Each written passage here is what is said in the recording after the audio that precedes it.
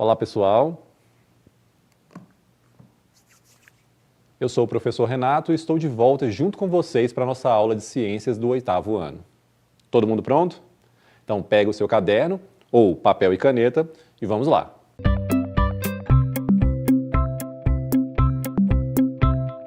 Neste mês de setembro, o tema é Reconhecendo e Valorizando o Meu Lugar. E aí nós vamos falar sobre isso, mas pensando no nosso corpo. No mês anterior, nós falamos sobre a temática rico ou pobre, muito ou pouco. E aí nós falamos da noção de muito ou pouco aplicada à nossa alimentação. Este mês, nós vamos relacionar o estado da nossa saúde com o lugar que nós vivemos. Nós vamos fazer um passeio por dois sistemas do nosso corpo, o sistema respiratório e o sistema cardiovascular. Aqueles nutrientes que nós pegamos dos alimentos, para que eles possam gerar energia e fazer o corpo funcionar, eles precisam ser consumidos e queimados em cada célula como combustível no motor de um carro. Para que esse combustível seja queimado, é necessária uma reação química entre esse nutriente que você adquiriu através da alimentação e o oxigênio. E aí precisamos pensar em como obtemos o oxigênio necessário para fazer a reação acontecer. Aí você pode pensar, essa é fácil, na respiração. Então vamos mais fundo. Como é que esse oxigênio vai chegar em cada um dos trilhões de células que tem no seu corpo? Nesse caso, nós temos o trabalho do sistema cardiovascular, que é responsável pelo transporte desse oxigênio. O trabalho dos sistemas digestório, que nós vimos na aula anterior, o respiratório e o cardiovascular em conjunto, eles são bastante perceptíveis no estado de saúde e bem-estar do nosso corpo. Mas o que é saúde e o que isso tem a ver com o lugar que nós vivemos? De acordo com a OMS, saúde não é o oposto de doença, como nós costumamos definir. Saúde é um estado de bem-estar físico, mental e social. E como essas três coisas estão interligadas, o lugar que nós vivemos tem muito a ver quando nós falamos de saúde. A qualidade do ar de uma cidade, o saneamento básico, que é água tratada e rede de esgoto e coleta de lixo, os hábitos alimentares e até a organização do espaço urbano influenciam no nosso estado de saúde. Se a pessoa vive numa cidade com muita poluição, isso pode influenciar na saúde física, assim como sua mobilidade urbana, que é o transporte que ela utiliza, pode influenciar em seu bem-estar social. E se o cidadão consegue aproveitar o espaço urbano para a prática de atividades físicas que influenciam todas as três partes em conjunto. É claro que em grande parte dos casos, a desigualdade social dificulta que os cidadãos se vejam como parte do seu entorno. Mas é importante entender o funcionamento do próprio corpo e como isso tem a ver com o ambiente em que ele faz parte, para que você possa reconhecer e valorizar esse espaço urbano, inclusive lutando para que ele melhore e seja acessível para todo mundo. Quando falamos de respiração, pode gerar uma certa confusão nas duas funções ou reações biológicas que têm esse nome. Claro que em primeiro momento a gente vai pensar a inspiração e a expiração do ar atmosférico. Porém, o que está acontecendo é muito mais que isso. A respiração celular aeróbia é a reação bioquímica realizada pelos seres vivos aeróbios. No nosso caso, essa reação acontece em todas as células do corpo com o objetivo de gerar energia. A glicose que a gente obteve na alimentação é consumida pelo oxigênio. E nós temos como produtos gerados o gás carbônico e a água, e moléculas de uma substância denominada adenosina trifosfato. Que nome complicado, não é? Mas você verá que sempre essa palavra vai ser representada por uma sigla, que é ATP. E essa molécula é responsável pelo armazenamento de energia pela célula. Se essa reação química acontece no interior da célula, a respiração que nós pensamos primeiro é outra. É a respiração pulmonar. Essa sim é a que falamos da inspiração e da expiração. Ela é responsável pela troca de gases com o ar atmosférico. Quando inspiramos o ar atmosférico, qual é o caminho dele até chegar no pulmão? Ele entra pelas aberturas que ficam na região do nariz, são chamadas de narinas, e passam pela cavidade nasal. Passam pela faringe, laringe, a traqueia, brônquios, bronquíolos, até chegar nos alvéolos que ficam dentro dos pulmões. Na última aula, eu também falei sobre a faringe. É um canal que comunica a cavidade nasal e a cavidade bucal, portanto faz parte dos dois sistemas. É possível tanto a passagem de ar quanto de alimento. Para o digestório, ela vai encaminhar o alimento para o esôfago, e no caso do respiratório, ela vai encaminhar o ar para a laringe. O que impede que o alimento vá para a laringe é uma válvula que se fecha encaminhando o alimento para o esôfago. Essa válvula é chamada de epiglote. A traqueia é um tubo cartilaginoso que leva o ar até os brônquios, que é uma bifurcação do tubo para encaminhar o ar até os dois pulmões. É como uma árvore, porém de cabeça para baixo. Essa bifurcação vai se ramificando em tubos menores, que são os bronquíolos, e aí são os galhos dessa árvore. Isso já dentro do pulmão, que é um órgão esponjoso. À extremidade desses galhos, nós encontramos estruturas microscópicas que lembram cachos de uva. Elas são chamadas de sacos alveolares ou alvéolos. Eles são sacos aéreos, ou seja, eles se enchem de ar e são envolvidos por vasos sanguíneos muito finos, que são chamados de capilares sanguíneos. E é com esses capilares que os alvéolos trocam os gases. O oxigênio inspirado atravessa a parede do vaso sanguíneo e passa para o sangue, por um processo chamado de difusão, e o gás carbônico que se encontra no sangue se difunde nos alvéolos. Esse processo é denominado de hematose, que é a troca dos gases. O oxigênio entra no sangue e o gás carbônico sai do sangue. O gás carbônico, então, nos alvéolos, passa a fazer o caminho inverso da inspiração. Ele vai pelos bronquíolos, brônquios, traqueia, laringe, faringe e sai pelas cavidades nasais ou bucal. Esse percurso é chamado de expiração. Vale falar que, abaixo do tórax, nós temos um músculo. Esse músculo se chama diafragma. E ele, juntamente com os músculos que ficam junto das costelas, quando esses músculos se contraem, as costelas se levantam, a caixa torácica aumenta de volume, a pressão diminui e o ar entra. Ocorre assim a inspiração. Quando os mesmos músculos se relaxam, o volume da caixa torácica diminui, a pressão interna aumenta e o ar sai do corpo. Aqui é a expiração. Então já vimos como obtemos o oxigênio que vai chegar nos trilhões de células do corpo. Agora ele já está no sangue. E eu acho importante a gente falar um pouco dele. Falar sobre o sangue é falar sobre como as substâncias chegam de um lugar a outro no nosso corpo. Primeiro, o sangue é um tecido, ou seja, ele é um conjunto de células que desempenham uma função em conjunto.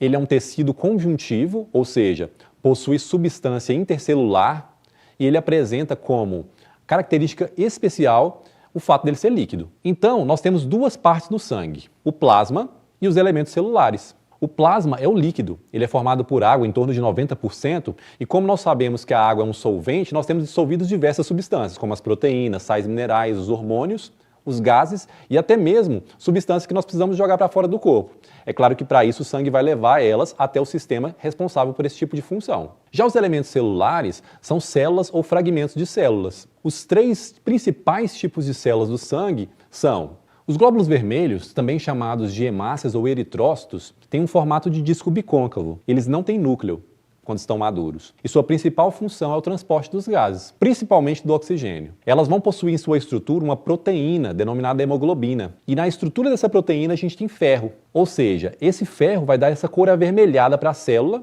e, no caso, consequentemente para o sangue. As outras células do sangue são os glóbulos brancos. Eles são chamados de leucócitos e podem ter formas variadas, já que, na verdade, eles são um grupo de diferentes células que têm uma função em comum, a defesa ou a imunidade do corpo. E devido a essa variedade de células, nós podemos ter formatos e formas de ação diferentes, porque alguns tipos de leucócitos defendem o corpo englobando ou engolindo esses corpos estranhos, como no micro-organismos. Já outros glóbulos brancos produzem substâncias que combatem esses corpos estranhos.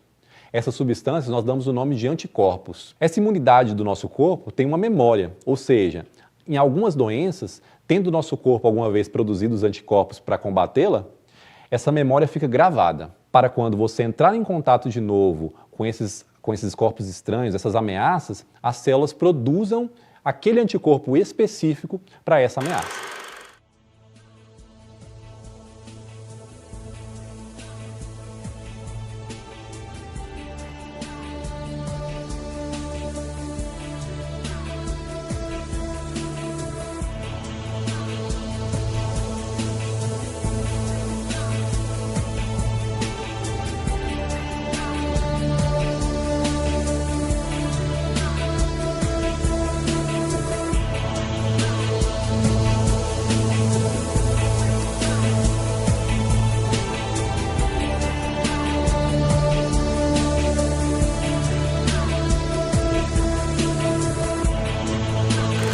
Saber sobre isso é importante para que nós possamos, por exemplo, entender o funcionamento de uma vacina, que nada mais é do que aquele micro-organismo específico, só que ele está enfraquecido. O seu corpo produz a defesa para aquela ameaça, podendo combatê-la depois, quando você entrar em contato de novo com ela. Essas ameaças elas podem ser vírus ou bactérias, por exemplo, e no caso de algumas doenças, a imunidade proporcionada pela vacina é permanente. Já em outros, ela já é menos duradoura, pois o organismo invasor ele pode ter uma capacidade de mutação muito grande, promovendo uma variedade genética entre os indivíduos, como é o exemplo dos vírus. Bom, nosso último elemento celular são as plaquetas, que na verdade são fragmentos de células. E elas têm uma função muito importante. Em caso de, por exemplo, o rompimento de um vaso sanguíneo ou um ferimento, elas vão se aglomerar e vão acabar por formar uma espécie de um tampão para impedir que o seu corpo perca muito sangue. Essa reação biológica de evitar a perda de sangue, nós damos o nome de coagulação. Esse líquido circulante, o sangue, ele percorre o nosso corpo apenas dentro de tubos, que nós chamamos de vasos sanguíneos. Se fôssemos comparar o sistema cardiovascular com a nossa cidade, o sangue seriam os veículos, ônibus, carros, motos ou caminhões, e já os vasos sanguíneos seriam as vias públicas, como ruas, avenidas e rodovias. Agora faça o raciocínio comigo. Existe a possibilidade de os carros percorrerem a cidade passando por cima das casas? Não. Eles percorrem apenas as vias públicas. É por isso que classificamos a nossa circulação como circulação fechada. O sangue só percorre dentro dos vasos sanguíneos. Assim como na cidade nós temos uma variedade de vias devido à sua largura, vamos, por exemplo, comparar a Avenida Rondon Pacheco com um beco, que geralmente é mais estreito. A diferença na largura, você pode ter um maior número de veículos percorrendo a avenida, assim ocorre com os vasos sanguíneos. Nós temos 3 tipos de vaso sanguíneo. As artérias, que seriam os vasos com as paredes mais espessas. Aí a gente poderia comparar, por exemplo, com uma avenida. No caso da artéria, ela vai encaminhar uma maior quantidade de sangue do coração para os sistemas do corpo. E essa quantidade de sangue ela vai ser muito grande, não vai? Imagina o sangue sair do coração e chegar em uma célula muscular na ponta do dedão do pé. É um percurso muito longo. E a quantidade de sangue que vai sair para os outros lugares e ainda consegue chegar lá é muito grande. Vocês podem ver aqui que no desenho da artéria as paredes são um pouco mais espessas, comparado com o da veia, que é um pouco mais fina. Mesmo que aqui no desenho a representação do calibre, ou seja, da grossura desses vasos, seja um pouco diferente, a da artéria ela vai ter paredes mais grossas e você vai ter, ou seja, uma passagem de sangue maior. Então, se você compara as artérias com as avenidas largas, essas avenidas largas geralmente elas ligam 2 regiões, permitindo a maior circulação dos veículos. Já as veias seriam as ruas, que podem ser percorridas por um grande número de veículos e pessoas, mas não tão grandes como as avenidas. As veias levam o sangue do corpo de volta para o coração. E por último, nós temos os capilares sanguíneos, que são vasos bem finos, como nós vimos no sistema respiratório. Eles são responsáveis pelas trocas de substâncias entre o sangue e os outros tecidos do corpo, como foi o exemplo da hematose nos alvéolos pulmonares. Como o capilar tem a parede bem fina, ele permite a passagem dessas substâncias com facilidade. E chamamos essa passagem de difusão. Se nós fôssemos comparar com uma via pública, eu creio que a gente não poderia usar, por exemplo, uma passagem de veículo, como as ruas e as avenidas. Mas a gente usaria uma passagem de pessoas, como é o exemplo das ciclovias, que só é permitida para passagem de bicicletas, ou, por exemplo, os passeios, que permitem que as pessoas possam andar e, no caso, entrarem ou sair de alguns lugares. Não é? Tá, mas e o coração? O sangue passa por ele também. Como que a gente poderia comparar o coração com algo dentro da nossa cidade? Ele bombeia o sangue que vai percorrer o corpo inteiro. Será que o terminal central de ônibus seria uma boa opção? Pensa comigo. Muitas pessoas percorrem a cidade de um bairro a outro em uma outra região da cidade. E muitas vezes ela vai ter que pegar o ônibus no bairro dela, vai até o terminal central e depois ela vai ter que pegar um outro ônibus no terminal central que vai encaminhar ela ao bairro que ela precisa chegar. Agora que nós já vimos a estrutura do sistema cardiovascular, nós precisamos falar sobre sua relação com o sistema respiratório. Lembram que o sangue recebe o oxigênio nos alvéolos e libera o gás carbônico para que ele seja eliminado? Então, isso significa que o nosso sangue ele faz 2 percursos pelo corpo. Ele vai do coração até o pulmão, recebe o oxigênio e elimina o gás carbônico e volta para o coração. E somente depois que ele volta para o coração é que ele vai para o resto do corpo levar o oxigênio para os tecidos e retornar com o gás carbônico produzido pelas células. Ele retorna para o coração e leva o sangue com o gás carbônico que vai levar para os pulmões e repetir o processo novamente. A nossa circulação ela é classificada como dupla, por isso o sangue faz 2 percursos pelo corpo, 2 passagens pelo coração. Uma vez coração, corpo, coração e outra vez coração, pulmão, Coração. Essa circulação coração-pulmão-coração, ela é chamada de pequena circulação. E a circulação em que o sangue sai oxigenado do coração para o corpo e volta para o coração, nós chamamos de grande circulação. Essa bomba, chamada coração, é formada por um tecido muscular. Ele é dividido em 4 cavidades, ou câmaras, 2 átrios acima e 2 ventrículos abaixo. O sangue sai do coração pelos ventrículos, por isso suas paredes são mais grossas, e os átrios são as cavidades pelas quais o sangue entra no coração. Vejam que temos válvulas entre os átrios e os ventrículos, e entre os 2 ventrículos e as artérias, nós também temos essas válvulas. Mas nós não temos válvulas entre átrio-átrio, ventrículo-ventrículo. Isso parece sem importância, mas nos mostra um detalhe interessante. O sangue rico em oxigênio, ele sai do pulmão onde ele foi oxigenado na hematose e vai em direção ao coração pela veia pulmonar. Entra no átrio esquerdo, passa pela válvula para o ventrículo esquerdo, maior, e do ventrículo esquerdo ele é bombeado para todo o corpo, saindo pela artéria aorta. Após o sangue repassar o oxigênio para os demais tecidos, ele volta rico em gás carbônico para o coração.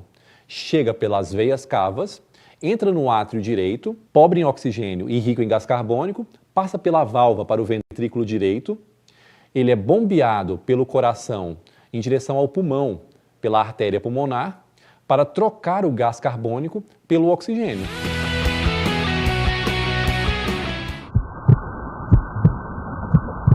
O sistema cardiovascular garante transporte de sangue rico em oxigênio e nutrientes para todo o corpo humano, para alimentar os órgãos e se livrar do lixo que fica.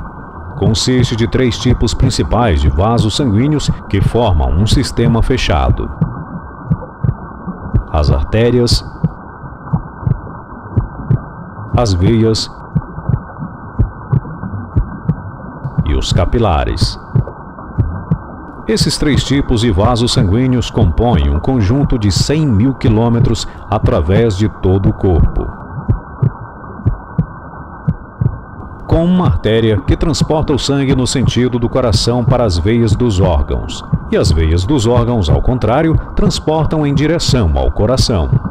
A artéria é, portanto, um vaso que sai do coração. A veia é um vaso chegando ao coração.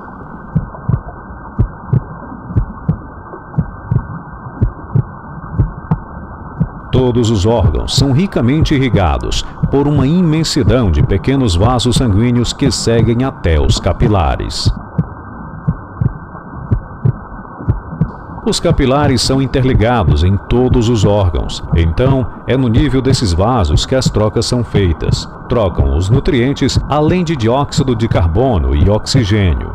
O organismo se livra de dióxido de carbono e outros resíduos. O suprimento de sangue e as trocas são importantes. E essas trocas só são possíveis porque o sangue circula constantemente nos vasos. O sangue é posto em movimento pelo coração, que funciona como uma bomba. O motor da corrente sanguínea é o músculo oco e particionado. Em cada contração, ele impulsiona sangue nas artérias. O coração tem 4 cavidades, com um lado direito e um lado esquerdo, cada um composto de um átrio e um ventrículo. O lado direito recebe sangue pobre em oxigênio. Do lado esquerdo, ao contrário, o sangue é enriquecido de oxigênio após sua passagem pelos pulmões. Cada contração impulsiona sangue a entrar nas artérias. Durante um batimento cardíaco normal, o sangue pobre em oxigênio é enviado de volta pelos órgãos, entra no átrio direito através da veia cava. A contração do átrio direito passou pelo ventrículo direito, que, contraindo-se por sua vez, envia o sangue aos pulmões através da artéria pulmonar. Após sua passagem nos capilares dos alvéolos pulmonares, o sangue é enriquecido com oxigênio e se livrou de seu dióxido de carbono. Então ele retorna ao átrio esquerdo, deixado pela veia pulmonar. A contração do átrio esquerdo cresce no ventrículo esquerdo e impulsiona o sangue na aorta para ser distribuído nas artérias de todo o corpo.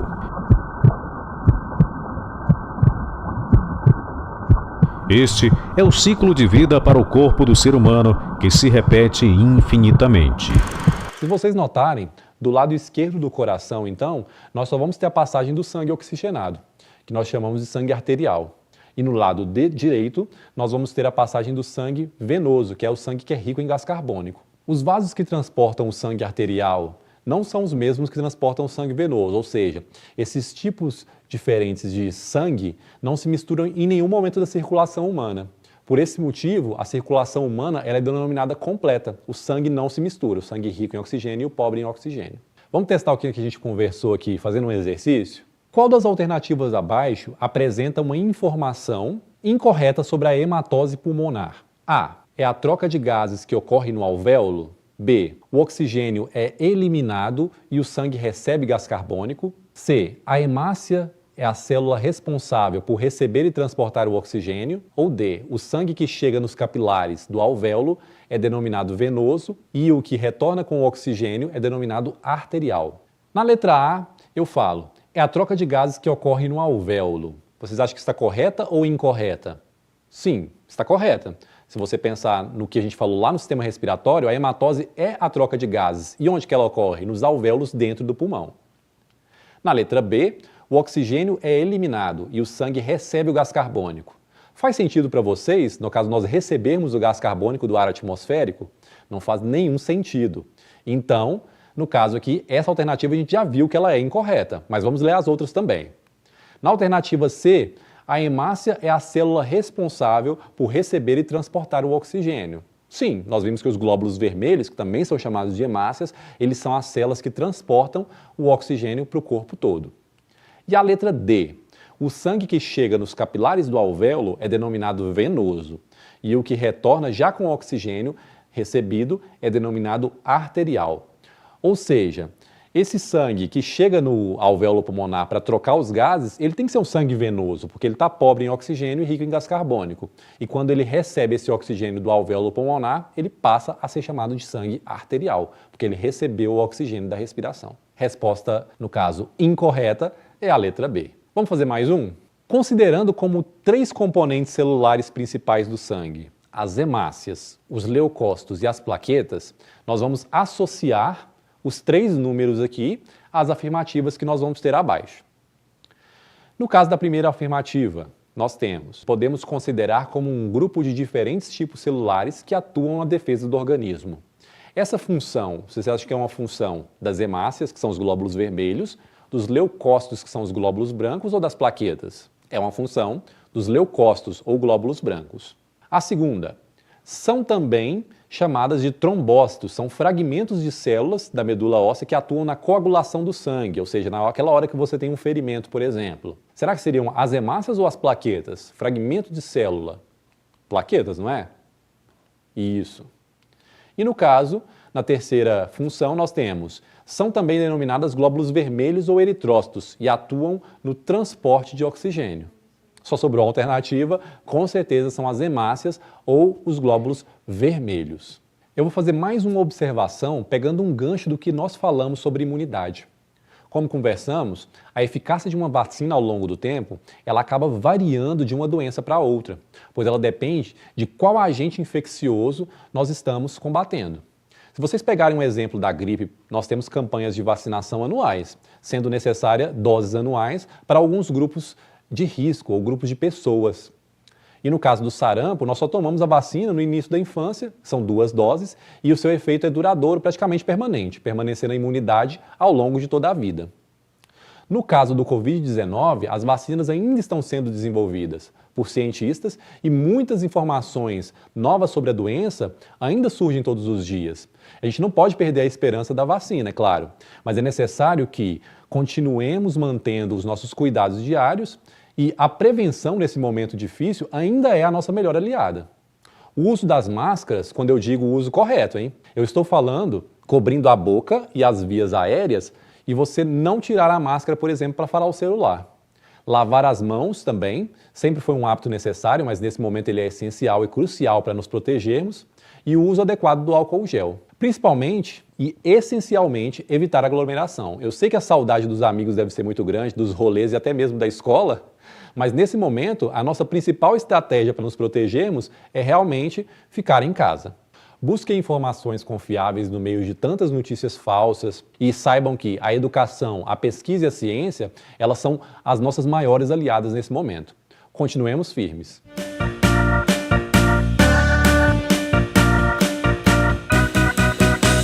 Viram como todos os sistemas estão interligados? Dos que estudamos nessa aula e na anterior, o sistema digestório obtém nutrientes que servem de matéria-prima para o crescimento e para a construção. E no caso de combustível, para gerar energia. Essa matéria-prima e combustível, ela é encaminhada para todo o corpo pelo sistema cardiovascular. Ao chegar nas células, o combustível precisa ser consumido com oxigênio, e esse oxigênio ele é obtido pelo sistema respiratório. Ainda temos vários outros sistemas trabalhando em conjunto. E nossos hábitos alimentares, descanso, lazer, atividade intelectual, atividade física, ajudam a manter um certo equilíbrio. Esse equilíbrio entre os sistemas, eles têm uma profunda ligação com o lugar que nós vivemos. Nós devemos buscar e lutar por esse direito a esse bem-estar físico, mental e social, que podemos chamar de saúde. Obrigado por estarem comigo aqui novamente. Nos vemos na próxima aula. Até outubro. Tchau!